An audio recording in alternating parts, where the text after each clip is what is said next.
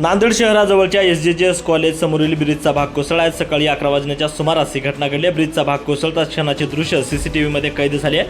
नांदेड लातूर महामार्गावरील या उड्डाणपुलाचं काम वर्षभरापूर्वीच पूर्ण झालं। याच भागात SJJS कॉलेज आणि शासकीय रुग्णालय असल्याने मोठी वर्दळ असते। दरम्यान या घटनेत कोणती हानी झाली नाही।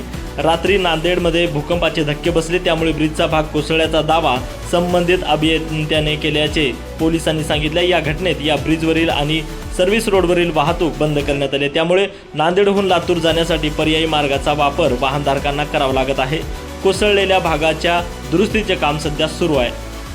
चारुदत्त चौधरीसह निळकंठ वरळे, एकमत डिजिटल, नांदेड। SJJS कॉलेजच्या समोर हा जो रोड आहे आपल्या बायपासवरून नांदेडवरून लोह्याला जातो, इकडे समोर लातूरला जातो। या रोडवरचा जो हा भाग आहे, हा जवळपास रोड सुरू होऊन पण 1 वर्ष झालेला आहे। आता हा भाग सकाळी धसला आहे आणि धसून त्याच्यामध्ये पडले। या ठिकाणी KTL कंपनीचे टेक्निशियन वगैरे सर्व आलेले आहेत। त्यांना विचारलं असता त्यांच्या म्हणण्याप्रमाणे रात्री जो अर्थक्वेक झालेला आहे त्याचा तो परिणाम आहे आणि या ठिकाणी आता काम सुरू आहे।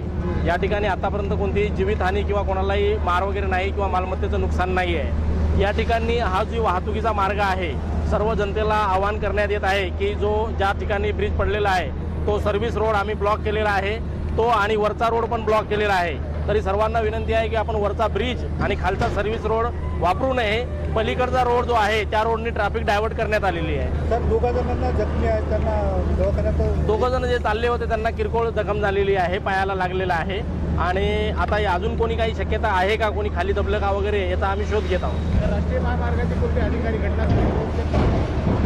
राष्ट्रीय महामार्गाचे PD साहेब यांना मी माहिती दिली, त्यांना बोललो ते येत आहेत, ते म्हटले की मी येत आहे। आणि KTL कंपनी जे आहे कॉन्ट्रॅक्ट यांचा आहे त्यांचे पण लोक आलेले आहेत आणि त्यांच्याकडून काम सुरू आहे। हे जे माझं नाव विक्रम सिंह अजित बिसेन आहे। माझी जिम आहे इथं। मी सकाळी 11 वाजता जिम बंद करून घरी जाताना एक सुमारे 11 ते 11:20 दरम्यान ही घटना घडलेली आहे।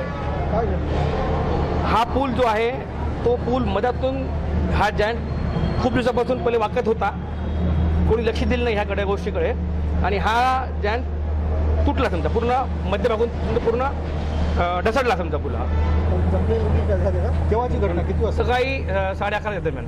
कोण जखमी आहे? मारहाण मारहाण तर नाही, असं नाही, आता जखमी कोणी नाही समजा, असं आहे। कारण हा रस्ता हा जो रस्ता आहे खालचा सर्व्हिस रोड आहे, इथून कॉलेजची मुलं जात येत समजा राहतात, असं आहे। 2 जणांना ॲडमिट केलं अशी माहिती आहे। आता ते समजेल काय आहे काय नाही मधामध्ये, तर मी जेव्हा होतो मला जेवढं माहिती आहे समजा, त्या टायमाला तर पूल नव्हतं समजा, असं आहे। किती दिवसापासून हे असं होतं म्हणजे? हा पूल कमीत कमी नाही मध्ये तरी 2-3 महिन्यापासून पूर्ण वाकत होता। इथे एक लॅम्प होता मोठा, तो लॅम्प पण काढण्यात आलेला आहे बघा, लाईटचा लॅम्प होता, तो एक लॅम्प काढण्यात आलेला आहे। त्या टायमाला त्यांना कळलं होतं की हा पूल पूर्ण समजा वाकत आहे साईडला।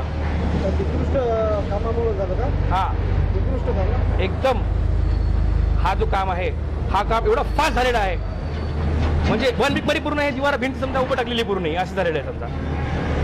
कशामुळे झालं असेल? उत्कृष्ट कामामुळे? हा, येस, बरोबर आहे।